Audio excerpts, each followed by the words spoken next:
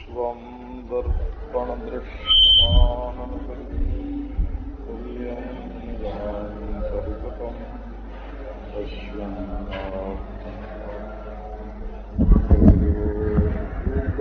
यथा निद्रया सद्गुरुते प्रबोधसमये स्वात्मानमेवाद्वयम्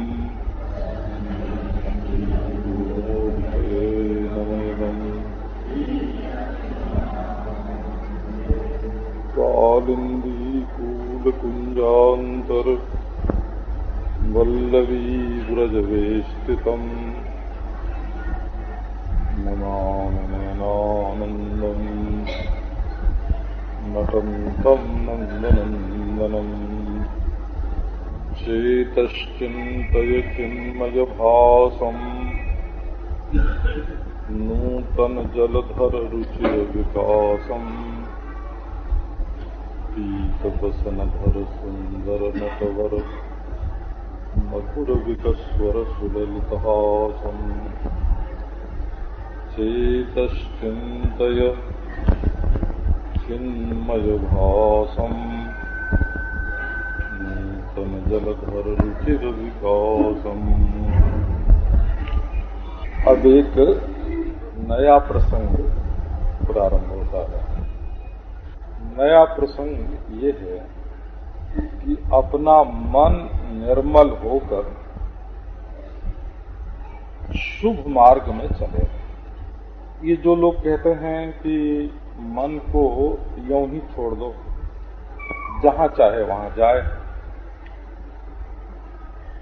तो ऐसे ही है वो कि जैसे शरीर में कितनी भी मैल बैठने दो, उसको साबुन लगा के मत धो, या बाल कैसे भी टेढ़ा मेढ़ा बढ़े उसको ना संवारो मत। तो जैसे बाल को संवारना जरूरी है, ये शरीर का एक श्रृंगार है। उसको कभी काटना छांटना भी पड़ता है, कभी तेल फुलेल भी लगाना पड़ता है, कभी धोना भी पड़ता है, कभी कंघी से ठीक भी करना पड़ता है। तो जैसे बाल को संवार के रखना पड़ता है शरीर को सुंदर रखने के लिए, वैसे अपने सूक्ष्म शरीर को सुंदर रखने के लिए मन को भी संवार के श्रृंगार के रखना पड़ता है।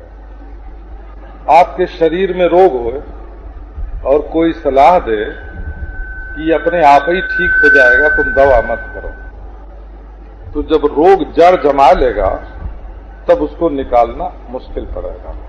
तो जैसे शरीर में रोग होने पर उसको जड़ नहीं जमाने देते हैं, वैसे ही इंद्रियों में, मन में कोई दोष आता हो तो उसको जड़ नहीं जमाने देते हैं। आपको इसको और साफ करके समझाता हूं।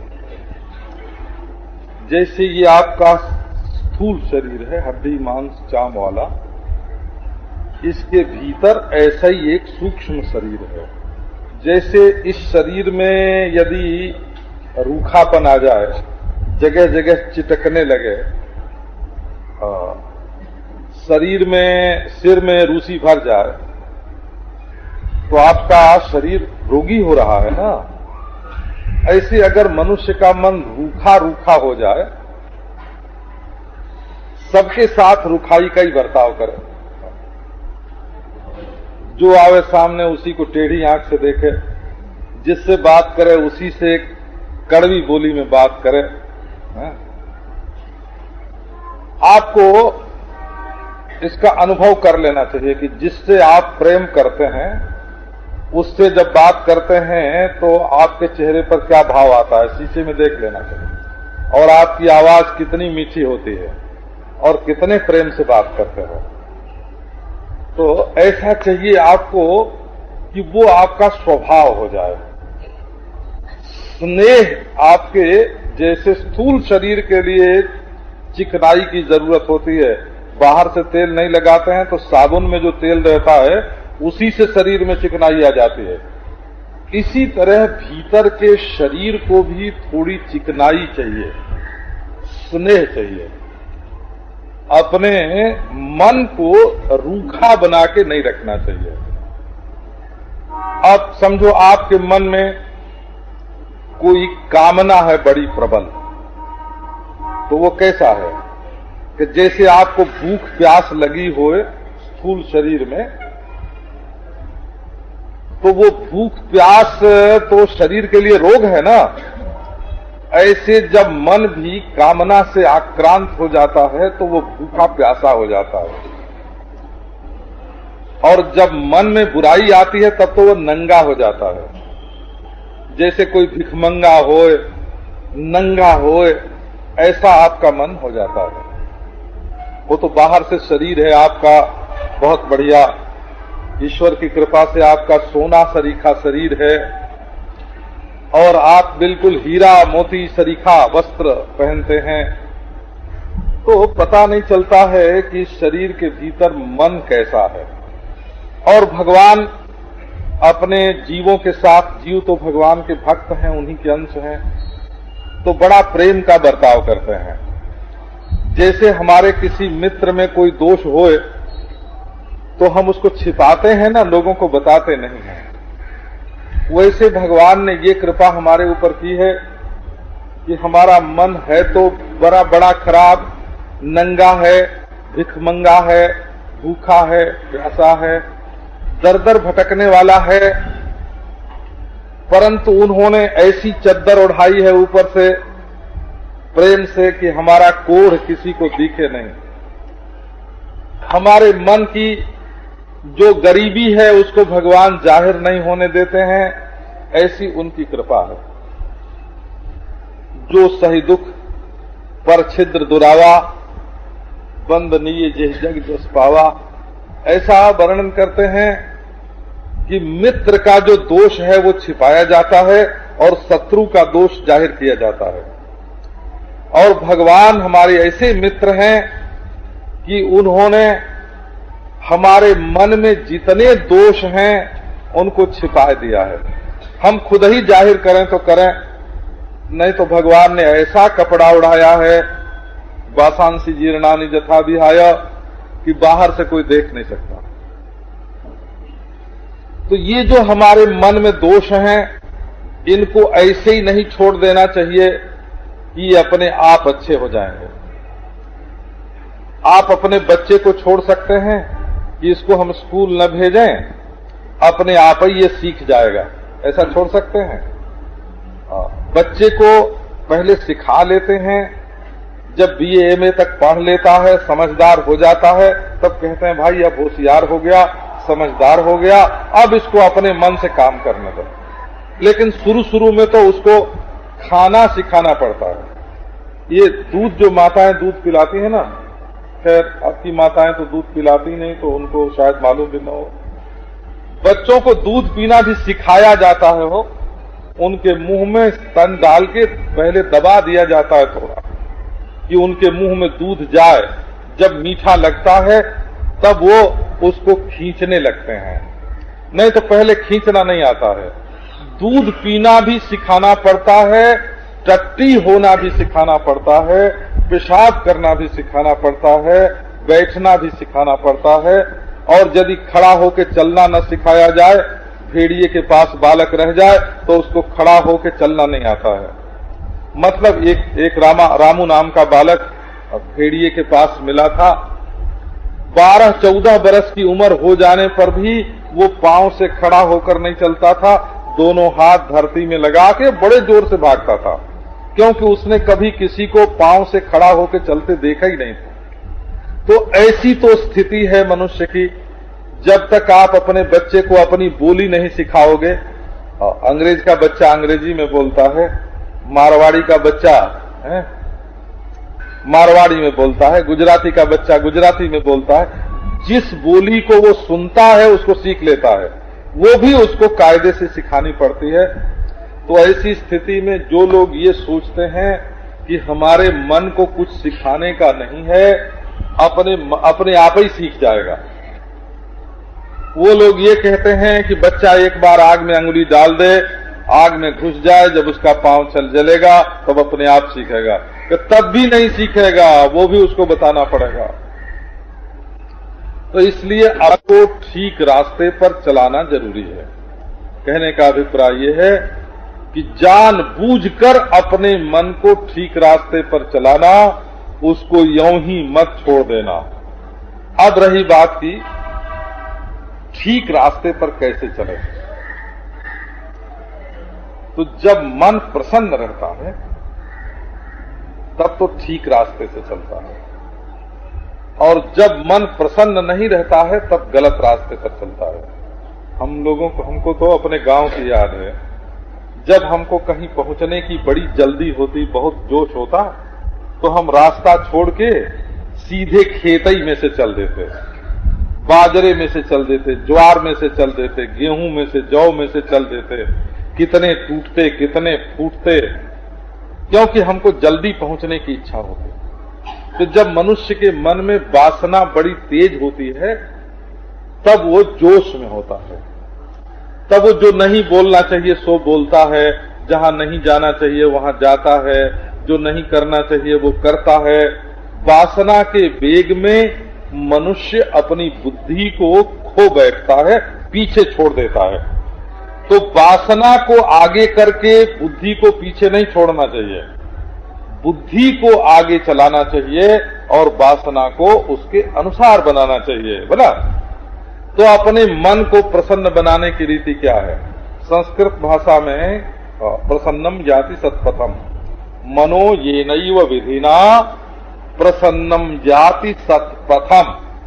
अब हम वो बात बताने जा रहे हैं कि जिस विधि विधान से चलने पर मन निर्मल हो जाता है, प्रसन्न हो जाता है, और प्रसन्न होकर के सतपथ पर, सन्मार्ग पर चलता है।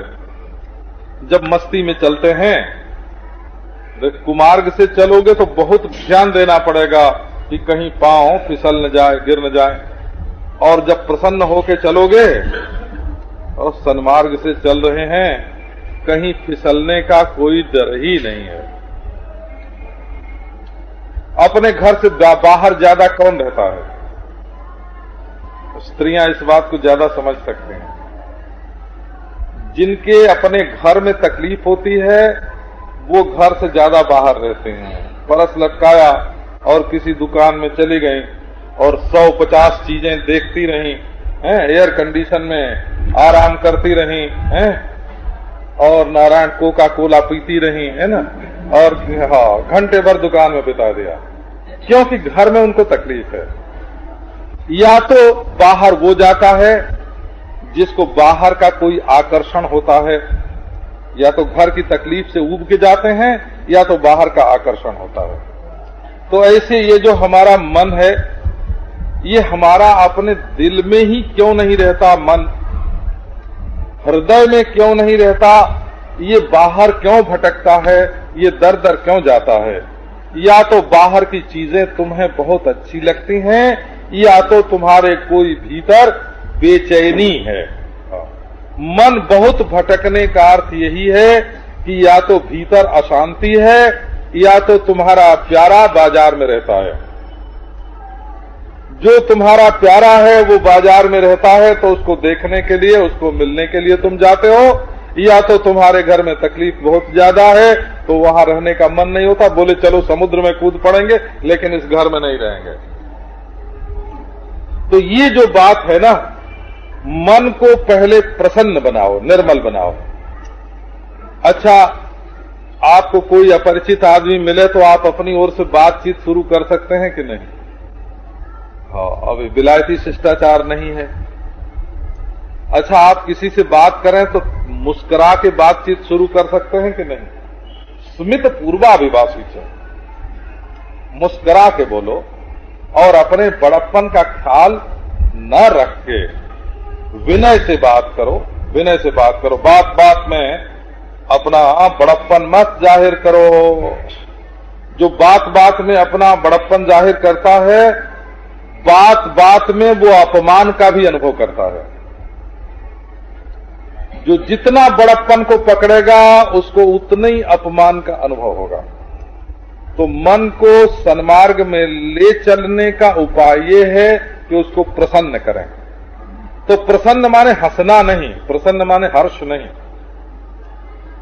एक मलिन हर्ष होता है और एक निर्मल हर्ष होता है। ये खुशी भी दो तरह की होती है। जहां दुनिया की कोई चीज मिलने पर खुशी होती है वो मलिन है। पानी में मिट्टी मिल गई, पानी में मिट्टी मिल गई तो पानी गंदला हो गया, और तुम्हारे मन के सरोवर में बाहर की कोई चीज मिल गई तो वो गंदला हो गया। बाहर की कोई चीज मिले नहीं और तुम्हारा मन गंदला न हो। भगवान के मिलने की युक्ति बताई है। जैसे कोई आप लोगों को तो क्या काम पड़े, बड़े बड़े शीशे घर में रखते हैं और उसमें 50 बार अपने को देख लेते हैं। जो लोग गांव में रहते हैं ना, तो जब कहीं तालाब पर जाते हैं और बड़ा स्वच्छ निर्मल जल रहता है तो उसमें अपनी परछाई पड़ती है और उसको देखते हैं। तो दो हालत में परछाई नहीं दिखती है अपने। एक तो पानी में बहुत तरंग उठ रही हो तो अपनी परछाई नहीं दिखेगी, और एक पानी गंदला हो, पानी गंदला हो। गंदा दूसरी चीज है और गंदला दूसरी चीज है। गंदा तो होता है जिसमें पनाला गिरता है, और गंदला वो होता है जिसमें दूसरी चीज मिली हुई होती है, माटी मिली हुई होती है, वो गंदला होता है। तो गंदला पानी और गंदा पानी। तो गंदे पानी में तो अपनी तस्वीर देखने का ख्याल ही छोड़ दो। अगर तुम्हारे मन का सरोवर गंदा है तो वो तो जिसके कारण गंदा है वो दिखेगा। किसके कारण गंदा है? दुश्मन के कारण गंदा है, काम के कारण गंदा है, लोभ के कारण गंदा है, क्रोध के कारण गंदा है। तो उसमें तो अपनी तस्वीर दिखेगी नहीं, दुश्मन दिखेगा, पैसा दिखेगा, और कामिनी दिखेगी और कामी दिखेगा। तो गंदेपन की तो बात छोड़ दो, गंदलेपन की बात रहने दो। तो जब मन गंदला न हो और उसमें हलचल ज्यादा न हो, सरोवर स्वच्छ हो और तरंगायमान न हो, तो उस समय उसमें अपनी परछाई दिखती है। वेदांती लोग तो कहते हैं कि भगवान को पहचानने का यही तरीका है। पहले अपने हृदय का जो सरोवर है उसको स्वच्छ निर्मल करो, उसमें वासना न हो। वासना न होना निर्मल होना है, और उसमें चंचलता न होना, ये तरंग नहीं उठना है।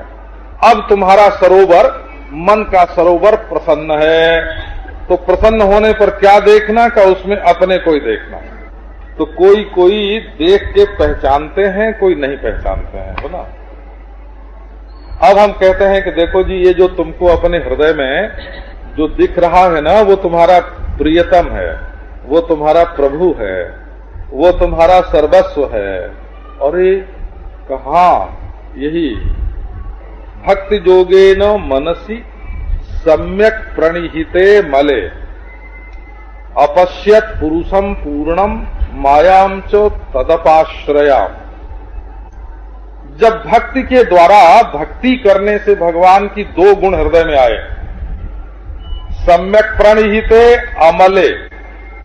एक तो प्रणिहित हो गया माने चंचलता नहीं रही, और दूसरे अमले माने मल नहीं रहा, निर्मल हो गया। तब देख रहे हैं कि उसमें तो कुछ दिख रहा है। कौन दिख रहा है? बोले तुम्हारा प्यारा है, पहचानो तो तुम्हारा प्यारा है। तो बोले अरे ये तो परछाई दिख रही है, ये हमारी प्यारी कैसे? अरे वो तुम्हारी परछाई जो दिख रही है वो और कोई नहीं है, तुम ही दिख रहे हो। वो जब तक सरोवर में है अलग मालूम पड़ती है, और ख्याल करके देखो तो तुम्हारे बिना तो दिखेगी ही नहीं। तो परमात्मा की प्राप्ति का मार्ग ही ये है कि मन का गंदलापन और उसकी चंचलता दोनों हटा दें, वो प्रसन्न हो गया। प्रसन्न हो गया तो सतपथम माने संत लोग जिस मार्ग से चलते हैं उस मार्ग पर मन चलेगा। और जो वासना पूर्ति का रस ले रहा है, जैसे समझो एक दिन तुम्हारे घर में तुम्हारी जो बड़ी प्रिय वस्तु है भोजन करने की वो बना, दही बड़ा बना तुम्हारे घर में, कढ़ी बनी तुम्हारे घर में, है हलवा बना, पूरी बनी, खीर बनी, जिसको जो प्यारा है सो बना।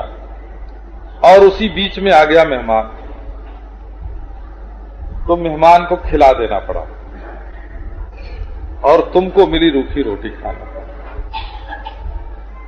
तो अब तुम जरा सोचो कि तुमको वो खीर, पूरी, दही बड़ा, कढ़ी न मिलने से तुमको मजा आया कि नहीं आया? है?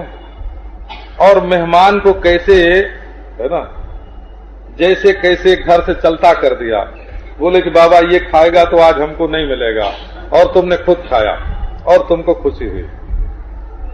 तो दोनों में से तुम्हारा मन कैसा है? तुम्हारे मन की इच्छा पूरी होती है तब तुम खुश होते हो, कि तुम्हारे मन की इच्छा कटती है तब तुम अपने को तौलो? बोला देखो, इच्छा तो तुम पूरी करने जा रहे थे और तुम्हारे प्यारे ने आज तुम्हारी इच्छा काट दी। भगवान ने काटी, बिल्कुल प्रभु ने काटी। जहां हमारी इच्छा पूरी नहीं होती है वहां हमारे प्रभु की इच्छा पूरी होती है। जहां हमारी इच्छा पूरी होती है वहां शंका है कि उसकी इच्छा इसमें शायद रही हो और हमारी इच्छा पूरी हुई हो, और शायद न रही हो, हमारी इच्छा पूरी हुई हो। लेकिन जब हमारी इच्छा पूरी नहीं होती तो उस समय उसकी इच्छा जरूर पूरी होती है। तो तुम्हारा सुख कहां है? अपनी कामना की पूर्ति में, अपनी इच्छा की पूर्ति में, अपनी वासना की पूर्ति में, कि अपनी वासना की निवृत्ति में? कि देखो हमारा प्यारा हमको कितना अपना समझता है कि हमको तो आज भूखे रख दिया और एक पराये मेहमान को खिला दिया। ये उसकी आत्मीयता है, ये उसका अपनापन है। अपने घर के लोगों को भूखा रखा जाता है और पराये को खिलाया जाता है। ये हमारे प्रभु की प्रभुता है। उसका स्वभाव कितना सुंदर, उसका स्वभाव कितना सुंदर, और हमारे प्रति प्रीति कितनी। दूसरे को खिलाने में उसके स्वभाव की सुंदरता है और हमको भूखा रखने में हमारे प्रति उसकी ममता है। तो ये उसका जो सौंदर्य और उसकी ममता प्रकट हो रही है, इसको जब तुम समझोगे तब तुम्हारा मन हर हालत में प्रसन्न रहेगा। और यदि अपने प्रति जो उसकी ममता है उसको नहीं समझोगे और उसके मन में दूसरे को खिलाने का जो सौंदर्य है, सौशील्य है, सुशीलता है, उस सुशीलता को नहीं समझोगे तो तुमको दुख होगा। इसलिए अपने मन को सुखी करने का उपाय ये है कि जब प्रभु संसार का भोग दे तब मत कहो कि शुक्रिया है, धन्यवाद है उस परमात्मा को लाख लाख कि उसने आज गरीब को भूखा रख करके हमारे घर में हलवा पूरी भेज दिया। ये धन्यवाद देने का तरीका नहीं है। तो लाख लाख धन्यवाद है उस प्रभु को कि हमको अपना समझता है, अपने खजाने में हमको पार्टनर बना के रखता है और दूसरों को बांटता है। तो इस बात का धन्यवाद, निवृत्ति में रस आना चाहिए, त्याग में स्वाद आना चाहिए, वैराग्य में मजा आना चाहिए, तब तुम्हारा मन हर हालत में प्रसन्न रहेगा। तो अब मन प्रसन्न करने की एक सूची है, वो एक एक को अलग अलग समझावें तो उसमें बहुत दिन लग जाएगा। इसलिए केवल जैसे कोई सूची पत्र पढ़ दे ना, वैसे उसको पढ़ता हूं, क्योंकि आगे भगवान के ध्यान का प्रसंग है तो हमें सुनाना है कि भगवान का ध्यान कैसे किया जाता है। उसके पहले बोले कि देखो स्वधर्माचरणम शक्तिया विधर्माच निवर्तनम, दैवात लब्धेन संतोषः आत्मविचरणार्चनम। अभी गणना है, एक एक बात को समझावें तो बहुत देर लगेगी। गिनती करो, अपने धर्म का पालन करना। एक बात इसके साथ है जो जल्दी आदमी नहीं समझता है, वो समझा देता हूं। इसमें स्वधर्माचरणम शक्त्या है। शक्त्या का अर्थ है कि तुम्हारे पास यदि 1 रुपया देने की शक्ति हो तो तुम 5 रुपया देने का संकल्प बिल्कुल मत करो। तो क्यों? फिर तुम्हें 4 रुपया कर्ज लेना पड़ेगा और फिर वो कर्ज चुकाने के लिए तुम भगवान को भूल जाओगे, पैसा कमाने लगोगे। तो जो लोग कर्ज लेकर के धर्म का पालन करते हैं, उनका धर्म ही ईश्वर से विमुख कर देता है। अच्छा, एक दूसरी बात है, स्वधर्माचरणम शक्त्या। बोले कि हम भागवत सुनेंगे, तो सुनो बहुत अच्छा है। बोले 7 दिन भूखे रह के सुनेंगे। तो भूखे रह के सुनने के लिए बैठे, गर्मी चढ़ी और बीच बीच में बेहोश हो गए, तो सुनना बनेगा कि नहीं बनेगा? तो अगर तुम्हें 7 दिन भूखे रहने की शक्ति नहीं है तो ऐसी जिद करके तुम्हें भूखे रह के नहीं सुनना चाहिए। तुम्हें तो बीच में थोड़ा थोड़ा 3-4 बार खा के सुनना चाहिए। कभी दूध पी लिया, कभी फल खा लिया। धर्माचरण में अपनी शक्ति का ध्यान रखना चाहिए। कई लोग जो हैं वो मरने के बाद ब्रह्मभोज करते हैं ना, तो मारवाड़ में ऐसी रिवाज है महाराज, वहां ब्रह्मपुरी होती है। ब्रह्मपुरी मारवाड़ अब होती है कि नहीं वो तो मालूम नहीं, उसका नाम है ब्रह्मपुरी। कोई मर जाए तो गांव भर के ब्राह्मणों को खिलाना पड़े।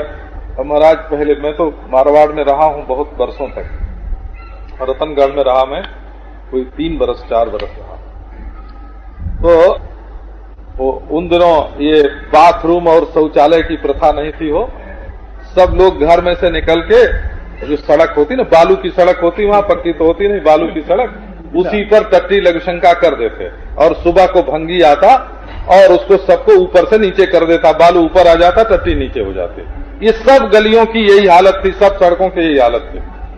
अच्छा, अब जब ब्रह्मपुरी होते और गांव भर के ब्राह्मण जब निमंत्रित होते ना, तो उसी सड़क में पात लगती थी। बोला, उसी सड़क में पात लगती थी और उसी पर सबको खिलाया जाता था, परसा जाता था। और ज्यादा लोगों को खिलाना हो और शक्ति न हो तो कर्ज हो जाता था, 2-4 हजार 10,000 रुपया कर्ज हो जाता था। और आदमी जो है वो फिर क्या धर्म करेगा? वो तो बेईमानी करेगा, चोरी करेगा, रुपया कमाएगा, जिससे कर्ज पटे। वो धर्म क्या करेगा?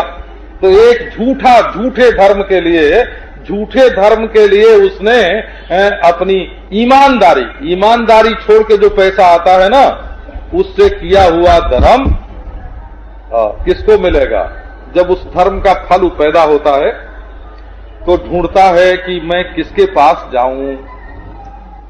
तो जो जिसने दिया होता है वो कहता है हमारे पास आओ क्योंकि हमने दिया है। लेकिन असल में उस पैसे का जो मालिक है वो धर्म से कहता है कि तुम हमारे पास आओ। तो अब धर्म एक बार इधर और एक बार उधर दुविधा में पड़ जाता है और किसी के पास नहीं जाता है।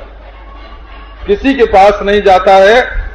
जो सत्य छोड़ करके, अहिंसा छोड़ करके और ईमानदारी छोड़ करके जो धर्म करता है, उसका धर्म किसके पास जाएगा? शौचानाम अपि सर्वेषाम अर्थ शौचम विशिष्यते जोर्थे शुचिर ही सशुचि ही न मृदवारी शुचि शुचि। ये 3 बार नहाने वाले पवित्र नहीं होते हैं, रेशमी कपड़ा पहनने वाले पवित्र नहीं होते हैं, फलाहार करने वाले पवित्र नहीं होते हैं, भूखे रहने वाले पवित्र नहीं होते हैं। जिसकी कमाई पवित्र है वो पवित्र है।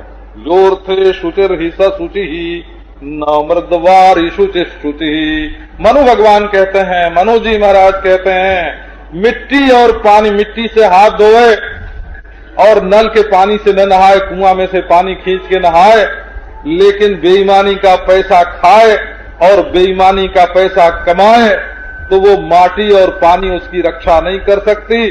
जिंदगी भर में भी उसके मन में प्रकाश नहीं होगा। धर्म का जो स्वाद है, धर्म का जो रस है, परमात्मा की जो अनुभूति है, उसके जीवन में नहीं आवेगी। ईमानदारी चाहिए हो, ईमानदारी, तो बात बढ़ गई है ना।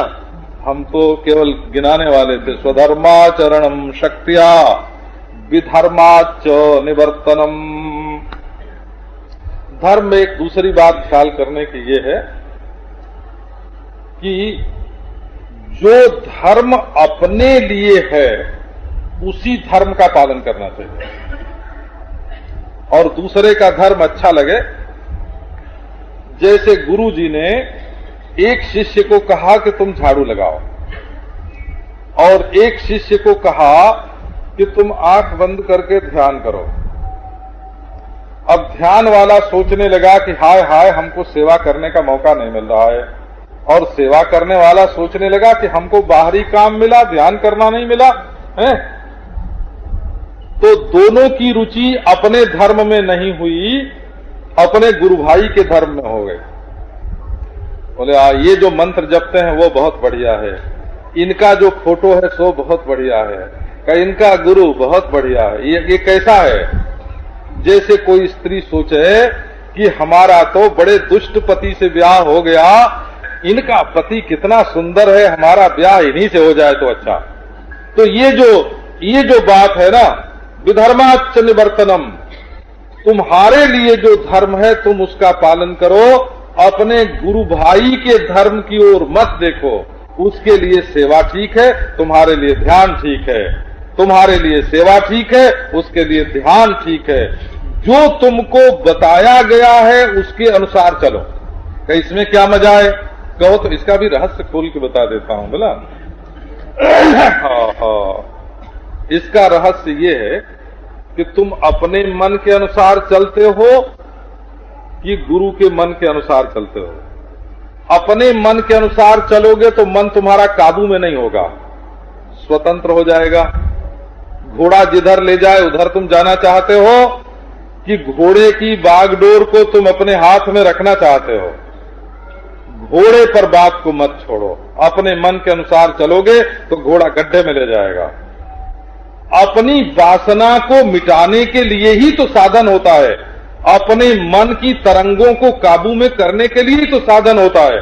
और जब तुम इसके लिए तैयार ही नहीं हो तो साधन क्या करोगे? तो विधर्माच निवर्तनम दैवात लब्धे न संतोषः। देखो असल में इकट्ठा करने वाले के हाथ कोई कुछ लगता है। एक महात्मा थे, उन्होंने लाखों रुपए इकट्ठे किए, आश्रम बना, उसका नाम सिद्धाश्रम है बोला, और हरिद्वार में अभी तक है वो। भंडारा हुआ, 3000 साधुओं ने भोजन किया और मंडलेश्वरों को खूब दक्षिणा दी गई। जब रात को लड्डू खा करके बाबा जी सोए, जिन्होंने आश्रम बनवाया था ना, तो कालरा हो गया हो, गए हुई, दस्त हुए, और उसी दिन जिस दिन मकान में प्रवेश किया उसी दिन मर गए, है ना। अब वो झूठ ही तो उन्होंने देखो सन्यास धर्म का छोड़ करके, सन्यास धर्म का परित्याग करके पैसा इकट्ठा किया, इकट्ठा करके न उनके काम आया न किसी दूसरे साधु के काम आया, भला मर गए उसे। तो असल में जितना हम खाते हैं उतना ही हमारे काम आता है, जितना पहनते हैं उतना ही हमारे काम आता है। मरने के बाद तो तुम्हारी चीज उस आदमी को मिलेगी जिसको तुम बिल्कुल देना नहीं चाहते हो। मरने के बाद तुम्हारी चीज उसी को मिलेगी जिसको तुम अब नहीं दे रहे हो।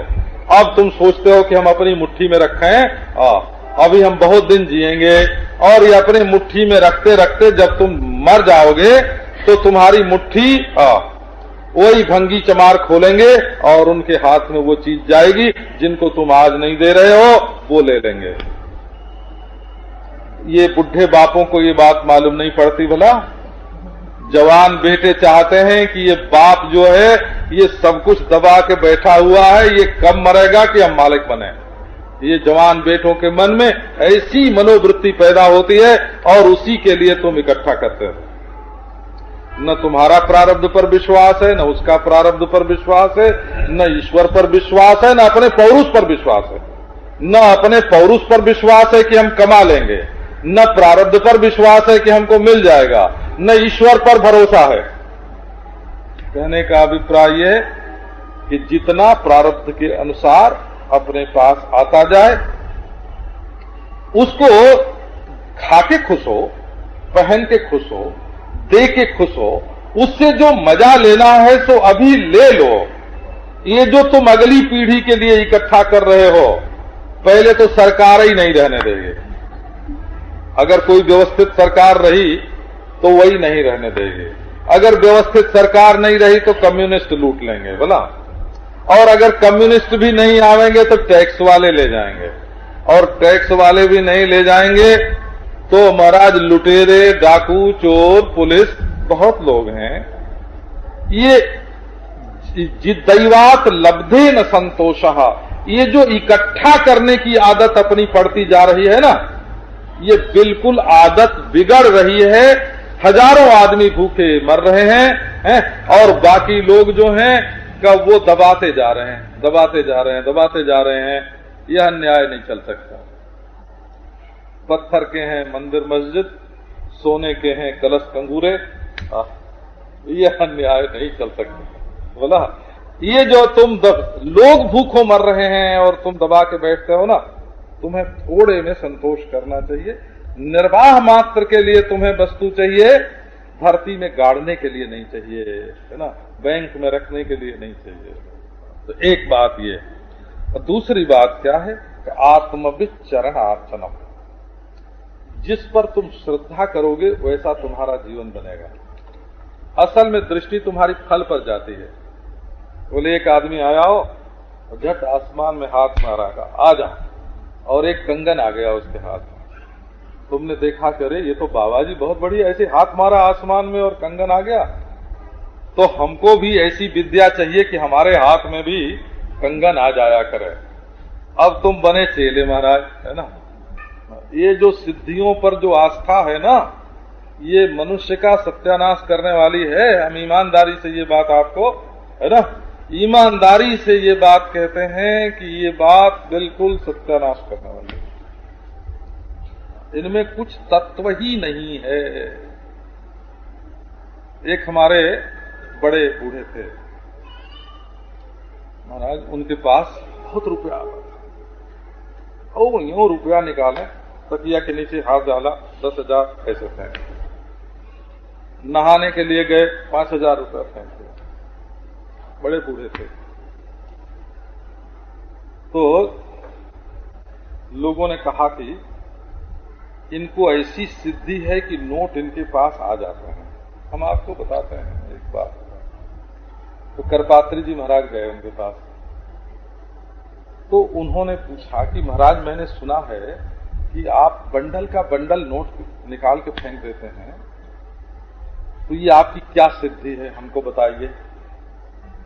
तो उन्होंने कहा तुम पता लगाओ, हम नहीं बताते हैं। ऐसे ही जवाब देते, तुम पता लगाओ, हम नहीं बताते। तो देखो महाराज एक बात सुन लो, तुम जो नोट के बंडल फेंकते हो वो सरकार के कारखाने में छपते हैं कि नहीं छपते हैं, पहले ये बताओ। छपते हैं तब तो उन पर नंबर होगा, असली नंबर और व्यवस्था पूर्वक, और नहीं छपते हैं तो होंगे वो नकली और नकली नंबर। तो यदि असली नंबर के नोट हैं तो वो किसी के हिसाब में से आए हुए हैं, चुरा के आए हों या डाका मार के आए हों या चोरी करके आए हों। अगर नोटों पर असली नंबर है और असली नोट हैं तो वो सरकारी खजाने में जरूर छपे हुए हैं। आप क्या सिद्धि चाहते हो? या तो आप नकली नोट निकालते हो और या असली निकालते हो तो कोई सेठ दे गया, कोई राजा दे गया, खजाने से आ गया, लूट के आ गया, चोरी से आ गया, लेकिन बिल्कुल हिसाब का आया। आप कैसे ये सिद्धि मानते हैं? कैसी ये सिद्धि आप ये मानते हैं कि एक आदमी नोट निकाल के बंडल का बंडल किसी के घर में से चोरी करके देता होगा? आप विश्वास नहीं कर, अगर हमारी बात आपको न जचती हो तो आप अपने घर में बैठ के अक्ल से इस बात पर सोच लेना। एक साधु थे, वो महाराज भोजन की सामग्री उनके पास आते थे। एक दिन क्या मजा आया कि रात को 11 बजे के करीब 10-15 आदमी आ गए। तो महाराज ने कहा भाई भोजन करो। तो उन्होंने कहा महाराज हम भोजन ऐसे नहीं करेंगे, हम तो जलेबी खाएंगे। अच्छा जलेबी खाओगे, लो खाओ। बैठ गए लोग और जलेबी खाई, लोगों ने बिल्कुल गरम गरम जलेबी खाई। अब ये देखो जादू का खेल सुनाते हैं आप। जब वो सो गए थे रात को, सवेरे जब उठ के जाने लगे तो गांव में 2 घरों में झगड़ा हो रहा था। ये झगड़ा हो रहा था कि रात को हमने जलेबी बना के रखी थी घर में, वो क्या हो गई, चोरी हो गई। अच्छा तो उन लोगों ने जलेबी का नाम सुना तो गौर किया, गौर से सुना तो दोनों ही चमार थे। एक चमार कहता था कि हमने बनवाई थी रिश्तेदारी में भेजने के लिए अपने घर में, तुम चुरा के ले गए, खा गए। दूसरा कहता था कि तुम ले गए। बोले हमारे घर का कोई बामन थोड़ा ही ले जाएगा, हमारे घर का कोई छतरी थोड़ा ही ले जाएगा, जब ले गया होगा, जब चमारा ही तो ले गया होगा, है ना। अब लो महाराज उन लोगों ने सुना, बोले भैया हमने रात को चमार के घर की जलेबी खाई, ये बात बिल्कुल पक्की है। तो तुम लोग जो सिद्धि और है ना, ये सिद्धि के झगड़े में जो पड़ते हो, ये बिल्कुल गलत है। जो आत्मा को, परमात्मा को, भगवान को जानने वाला और उसके मार्ग में ले चलने वाला पुरुष है, जो तुमसे कह दे कि कुछ खाओ, हम तुम्हें भगवान मिलाते हैं, गलत है। कि कुछ पियो, बोले चाहे तुम व्यभिचार करो, हम तुमको भगवान मिलाते हैं, ये बात गलत है। आपको समझनी चाहिए, इस बात को बिल्कुल समझना चाहिए कि वहां आप धोखे में हैं। तो एक और तो नास्तिकता आपके ऊपर छाती जा रही है, एक और बेवकूफी के जो विश्वास हैं। तो आपको संग ऐसा करना चाहिए, श्रद्धा वसुस पर करनी चाहिए, जो ईश्वर संबंधी चर्चा से भरा पूरा हो। ग्राम में धर्म निवृत्तिश्चो मोक्ष धर्म रतिस्तथा। दुनियादारी के जो धर्म है उनसे निवृत्त होना चाहिए, और जिससे भगवान की ओर अपना कदम बढ़े उस धर्म का पालन करना चाहिए। मित मेध्यादनम शश्वत विविक्त क्षेम सेवनम। भोजन के संबंध में कुछ बातें ध्यान रखने की हैं। सबसे पहली बात तो ये है कि भोजन पवित्र रहे। और मैं यही किसी ने एक दिन पूछा था कि महाराज भोजन पवित्र है, इसकी पहचान क्या? मैंने उससे कहा कि तुम इतना देख लिया करो कि ये तुलसी दल डाल के नारायण के सामने भोग लगाने लायक है कि नहीं। यदि तुमको नारायण के सामने भोग लगाने में कोई हिचकिचाहट न होती हो तो तुम मान लो कि वो पवित्र है। तुलसी डालने में, नारायण के सामने भोग, तुम्हारी तबीयत कांपती तो नहीं है। एक बात तो ये।